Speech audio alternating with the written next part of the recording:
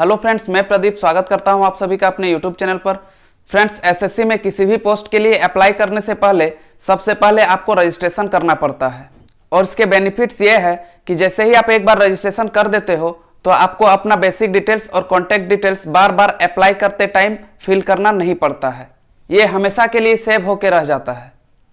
इसके साथ ही आपको एक लॉगिन आईडी और पासवर्ड प्रोवाइड कर दिया जाता है, जिसके हेल्प से आप अपने प्रीवियस एग्जाम का सारा स्टेटस जान सकते हैं। जैसे कि अभी तक आपने जितना भी पोस्ट के लिए अप्लाई किए हैं उन सभी का एग्जाम हुआ है कि नहीं, रिजल्ट आया है कि नहीं, कीवर्ड आया है कि नहीं, इन सभी चीज़ों के बारे में भी आप जान सकते हैं।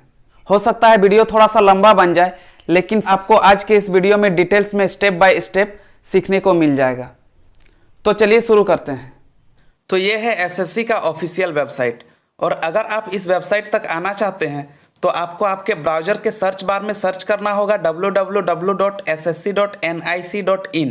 अगर आपको सर्च करने में दिक्कत हो रही है या सर्च करने के बावजूद भी इस साइट तक नहीं पहुंच पा रहे हैं तो लिंक आपको डिस्क्रिप्शन बॉक्स में मिल जाएगा। आप वहां से सिर्फ एक क्लिक करके इस वेबसाइट तक पहुंच सकते हैं। ये है एसएससी का होम पेज, और इसमें आपको बहुत सारे ऑप्शंस मिलेंगे, जैसे home, notice, apply, admit card, answer की और रिजल्ट। इन सारे ऑप्शंस के लिए अलग से एक डिटेल में मैं वीडियो बना के अपलोड कर दूंगा, जिससे सारा चीज़ आप लोगों को समझने में आसानी हो जाएगा। आइए आज सीखते हैं एसएससी के लिए किसी भी फॉर्म को फर्स्ट टाइम फिल करने से पहले रजिस्ट्रेशन कैसे किया जाता है। तो रजिस्ट्रेशन करने के लिए राइट साइड में नीचे की ओर ऑप्शन दिया हुआ रहता है। आइए स्क्रॉल करके देखते हैं। जैसे ही स्क्रॉल करके आप नीचे जाओगे आपको एक लॉगिन का ऑप्शन देखने को मिलेगा, और ये ऑप्शन उन स्टूडेंट्स के लिए है जिन्होंने पहले से ही अपना रजिस्टर किया हुआ है। वे अपना रजिस्ट्रेशन नंबर, पासवर्ड और एक सिंपल सा कैप्चा कोड एंटर करके अपने आईडी तक पहुंच सकते हैं और अपने सारे एग्जाम के स्टेटस चेक कर सकते हैं। रजिस्ट्रेशन करने के लिए न्यू यूजर रजिस्टर नाउ पर क्लिक करना होगा, और जैसे ही इस पर क्लिक करोगे आप इस पेज पर पहुँच जाओगे। इस पेज पर आने के बाद आपको पता चलेगा कि रजिस्ट्रेशन करने के लिए आपको 3 स्टेप्स कंप्लीट करने हैं। पहला स्टेप है बेसिक डिटेल्स, दूसरा स्टेप है एडिशनल एंड कॉन्टैक्ट डिटेल्स, और तीसरा स्टेप है फोटो एंड सिग्नेचर डिटेल्स। तो आइए देखते हैं पहला स्टेप यानी कि बेसिक डिटेल्स में हम लोगों को क्या क्या फिल करना है। जैसा कि आप देख पा रहे हो कि सबसे पहले आपसे आपके आधार कार्ड के बारे में पूछा जाएगा। क्या आपके पास आधार कार्ड है? अगर आपके पास आधार कार्ड है तो आप यस को क्लिक करोगे, और जैसे ही आप यस को क्लिक करोगे आपके पास आधार कार्ड के नंबर को लिखने के लिए एक स्पेस दे दिया जाएगा। वहां पर आपको आपके आधार कार्ड का नंबर फिल करना है। आधार कार्ड के नंबर को फिल करने के समय आपको ये ध्यान में रखना होगा कि आप किसी तरह का गलत नंबर उसमें ना फिल करें। आपके आधार कार्ड में जो नंबर दिया हुआ है उसी नंबर को फिल करें। इसके बाद आपको आपके आधार कार्ड का नंबर वेरीफाई करने को कहा जाएगा, यानी आपको आपके आधार कार्ड का नंबर उसके नीचे फिर से एक बार फिल करना होगा। अगर आपके पास आधार कार्ड नहीं है या आप आधार कार्ड के नंबर को शेयर करना नहीं चाहते हैं तो आप नो पर क्लिक करोगे, और जैसे ही आप नो पर क्लिक करोगे आप देखोगे कि आपको एक ऑप्शन मिलेगा जिसमें आपके किसी दूसरे आईडी को सेलेक्ट करने के लिए कहा जाएगा, जैसे कि driving licence, employee ID, pan card, passport, college या स्कूल का आईडी कार्ड या वोटर आईडी कार्ड। इसमें से किसी एक आईडी को सेलेक्ट करना है और इसके नंबर को फिल करना है।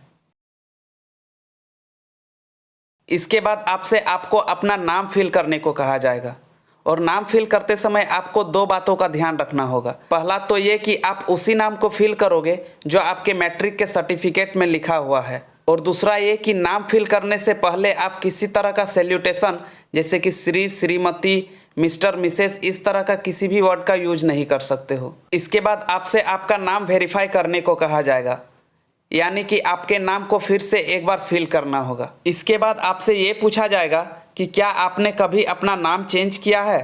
तो अगर आपने अपना नाम कभी चेंज किया है तो आप यस को क्लिक करोगे और चेंज किया हुआ नाम को फिल करोगे। अगर आपने अपना नाम कभी चेंज नहीं किया हो तो आप नो को क्लिक करके आगे बढ़ सकते हो। इसके बाद आपसे आपके फादर का नाम फिल करने को कहा जाएगा, और इस बार भी आपको उन्हीं 2 बातों का ध्यान रखना है कि जैसा आपके मैट्रिक के सर्टिफिकेट में नाम लिखा हुआ है उसी नाम को यहाँ भी फिल करना है, और नाम से पहले किसी तरह का सैल्यूटेशन नहीं लगाना है। इसके बाद आपसे आपके फादर के नाम को वेरीफाई करने को कहा जाएगा, यानी कि आपके फादर का नाम आपको एक बार फिर से फिल करना होगा।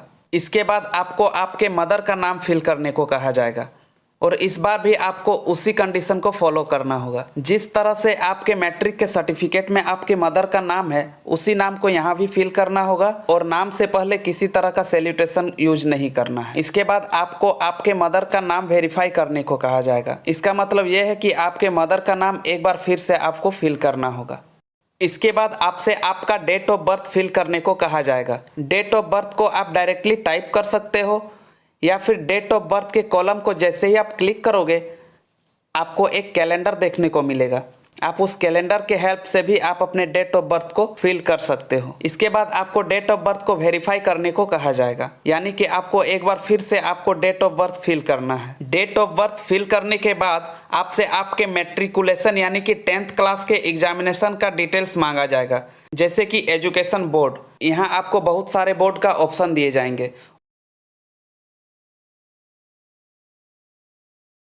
उनमें से आप जिस बोर्ड से हो आपको उसे सेलेक्ट करना है। इसके बाद आपको आपका बोर्ड वेरीफाई करने को कहा जाएगा, यानी कि आपको फिर से एक बार अपना बोर्ड सेलेक्ट करना है।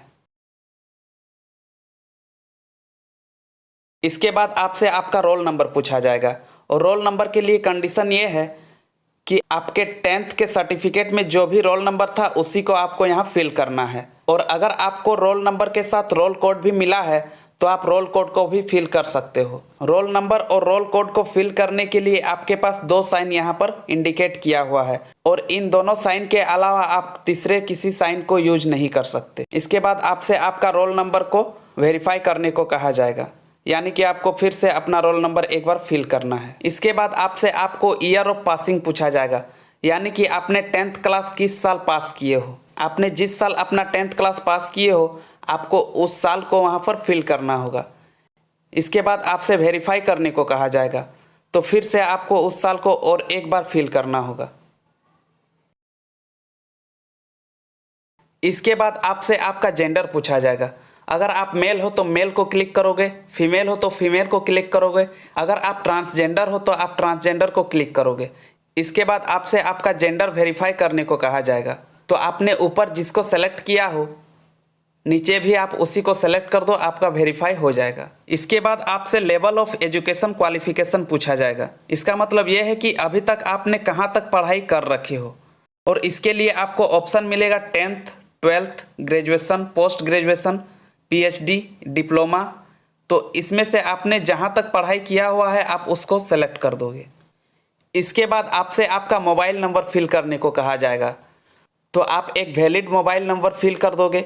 मोबाइल नंबर फिल करने के बाद आपको मोबाइल नंबर वेरीफाई करने को कहा जाएगा, जिसमें आपको सेम उसी मोबाइल नंबर को फिल करना है। इसके बाद आपसे आपका ईमेल आईडी पूछा जाएगा, जिसमें आपको एक वैलिड ईमेल आईडी फिल करना है। आप ऐसा मोबाइल नंबर और ईमेल आईडी डालें जिसमें कोई भी मैसेज या मेल आए तो आपको आसानी से मिल जाए, क्योंकि आगे के प्रोसेस को करने के लिए इसी मोबाइल नंबर पर या ईमेल आईडी पर मैसेज या मेल किया जाएगा। इसके बाद आपको अपना ईमेल आईडी वेरीफाई करना होगा।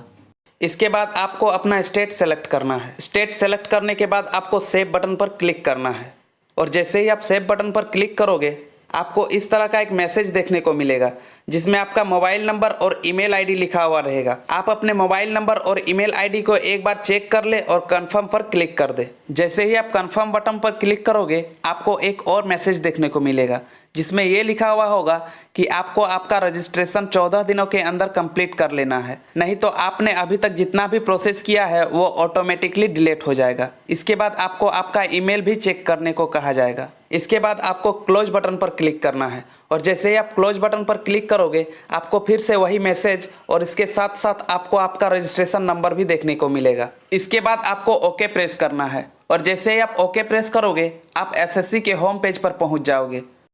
फिर आप अपना एसएमएस और ईमेल आईडी चेक करना, आपको आपका रजिस्ट्रेशन नंबर और पासवर्ड मिल जाएगा, और इसी रजिस्ट्रेशन नंबर और पासवर्ड को आपको लॉगिन सेक्शन में डालना होगा, और इसके साथ ही आपको एक कैप्चा कोड भी एंटर करना होगा। और जैसे ही एंटर करके आप लॉगिन को प्रेस करोगे आपको एक मैसेज देखने को मिलेगा, जिसमें आपको ये कहा जाएगा कि आपने फर्स्ट टाइम लॉगिन किया है, आप अपना पासवर्ड को चेंज कर लें। पासवर्ड चेंज करने के लिए सबसे पहले आपको ओल्ड पासवर्ड एंटर करने को कहा जाएगा, जो आपको मेल या मैसेज के थ्रू मिला है। इसके बाद आपको न्यू पासवर्ड एंटर करने को कहा जाएगा, और न्यू पासवर्ड एंटर करने के लिए आपके पास 4 कंडीशंस होंगे। पहला कंडीशन ये है कि आपके पासवर्ड का कम से कम एक लेटर कैपिटल होना चाहिए। दूसरा कंडीशन ये है कि आपके पासवर्ड में कम से कम एक नंबर भी होना चाहिए। तीसरा कंडीशन ये है कि आपके पासवर्ड में कम से कम एक स्पेशल कैरेक्टर होना चाहिए। और लास्ट कंडीशन ये है कि आपका पासवर्ड कम से कम 8 कैरेक्टर का होना चाहिए। इसके बाद आपसे आपका पासवर्ड कंफर्म करने को कहा जाएगा।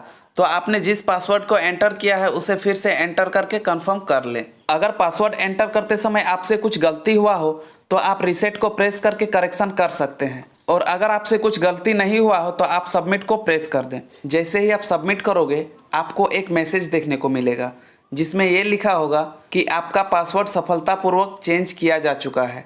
आगे बढ़ने के लिए प्लीज़ लॉगिन करें। इसके बाद आपको क्लोज को प्रेस करना है और जैसे ही आप क्लोज को प्रेस करोगे आप एसएससी के होम पेज पर फिर से पहुंच जाओगे। आपको वहां से फिर से लॉगिन करना होगा और जैसे ही आप लॉगिन करोगे आप अपने फर्स्ट स्टेप को कंप्लीट किया था आप वहां पहुंच जाओगे।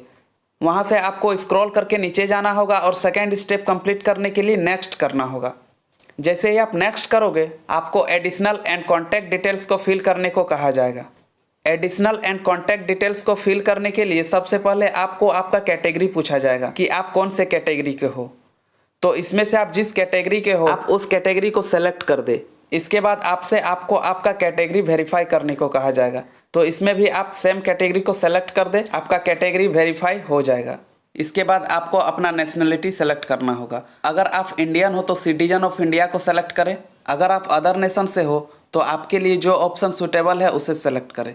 अगर आप अदर नेशन से हो तो अदर नेशन के लिए लास्ट में आपसे डिटेल्स मांगे जाएंगे। इसके बाद आपको आइडेंटिफिकेशन मार्क्स यानी कि पहचान चिन्ह फिल करना है। तो आप ऐसा पहचान चिन्ह फिल करें जो अगर एग्ज़ाम के टाइम आपको दिखाना पड़े तो आप आसानी से दिखा सको। तो ऐसे में अगर आप अपने हाथ का, पैर का, फेस का या गले का कोई निशान फिल करते हो तो ज़रूरत पड़ने पर आप उसे दिखा भी सकते हो। तो आप ऐसे ही कोई निशान को फिल करें। इसके बाद आपसे डिसेबिलिटी के बारे में पूछा जाएगा। अगर आप विकलांग हो तो यस को क्लिक करें और टाइप ऑफ डिसेबिलिटी को सेलेक्ट करें जैसे कि OH, HH, VH या अदर्स। इन सभी का फुल फॉर्म आपको नीचे लिखा हुआ मिल जाएगा। इसके बाद आप डिसेबिलिटी सर्टिफिकेट नंबर को फिल कर दें और अगर आप विकलांग नहीं है तो नो को क्लिक करके आगे बढ़ सकते हो। इसके बाद आपको अपना परमानेंट एड्रेस फिल करना है। आधार कार्ड में आपका जो एड्रेस है आप कोशिश करें कि उसी एड्रेस को यहाँ फिल करें। इसके बाद आपको अपना स्टेट सेलेक्ट करना है। तो आप जिस स्टेट से बिलोंग करते हो आप उसे सेलेक्ट कर दें। इसके बाद आपको अपना डिस्ट्रिक्ट सेलेक्ट करना है। आपने जिस स्टेट को सेलेक्ट किया है उसके अंदर जितने भी डिस्ट्रिक्ट है उसमें से आप जिस डिस्ट्रिक्ट से हो आप उसे सेलेक्ट कर दें। इसके बाद आपको अपना पिन कोड फिल करना है। आप अपने एरिया के पिन कोड को फिल कर दें। इसके बाद आपके एड्रेस के बारे में पूछा जाएगा कि क्या आपका परमानेंट और प्रेजेंट एड्रेस सेम है। अगर सेम है तो यस को क्लिक करके आप आगे बढ़ सकते हैं। अगर सेम नहीं है तो नो को क्लिक करके आप अपना प्रेजेंट एड्रेस फिल करें। इसके बाद अगर आपने ऊपर सिटीजन ऑफ इंडिया को छोड़ के दूसरा किसी ऑप्शन को सेलेक्ट किया था तो आपको अदर नेशंस के लिए डिटेल्स फिल करने होंगे। इसके बाद आपको सेव पर क्लिक करना होगा और जैसे ही आप सेव पर क्लिक करोगे आपको इस तरह का एक मैसेज देखने को मिलेगा जिसमें लिखा होगा कि additional and contact details are saved successfully. इसके बाद आपको क्लोज प्रेस करना होगा। जैसे ही आप क्लोज को प्रेस करोगे आपको थर्ड स्टेप कंप्लीट करने के लिए कहा जाएगा। थर्ड स्टेप में सिर्फ आपको डिक्लेरेशन एग्री करने को कहा जाएगा। तो आपसे जो भी डिक्लेरेशन मांगा जा रहा है आप उसे ध्यान से पढ़ लें और आई एग्री को सेलेक्ट करके फाइनल सबमिट पर क्लिक कर दें। और जैसे ही आप फाइनल सबमिट पर क्लिक करोगे आपके मोबाइल पर और आपके मेल पर एक OTP आएगा और अगर आप अभी तक के दिए हुए डिटेल्स को मॉडिफाई करना चाहते हैं तो आप उस OTP को और कैप्चा कोड को यहाँ पर एंटर करके मॉडिफाई कर सकते हो। अदरवाइज आप कैंसिल को क्लिक करें। कैंसिल को क्लिक करते ही आपका रजिस्ट्रेशन कंप्लीट हो जाएगा। इसके बाद आसानी से आप किसी भी फॉर्म को फिल कर सकते हो। एक बात आपने नोटिस किया होगा कि जब हमने रजिस्टर करना स्टार्ट किया था उस टाइम थर्ड स्टेप में हमसे फ़ोटो और सिग्नेचर के बारे में डिटेल्स मांगा गया था। लेकिन जब हमने थर्ड स्टेप में पहुंच के देखा तो वहाँ सिर्फ डिक्लेरेशन एग्री करने के लिए कहा गया। इसका मतलब ये है कि फ़ोटो और सिग्नेचर के डिटेल्स को आपसे फॉर्म फिल करते समय मांगा जाएगा। तो इस बात को आप ज़रूर ध्यान दें। अगर आज का वीडियो इन्फॉर्मेटिव लगा हो तो लाइक करें और अपने फ्रेंड्स के साथ शेयर ज़रूर करें। एसएससी के और भी इंफॉर्मेशन के लिए सब्सक्राइब करें और नोटिफिकेशन बेल को दबा के ऑल को सेलेक्ट कर दें ताकि आने वाले सारे वीडियो का नोटिफिकेशन सबसे पहले आपको मिल जाए। धन्यवाद।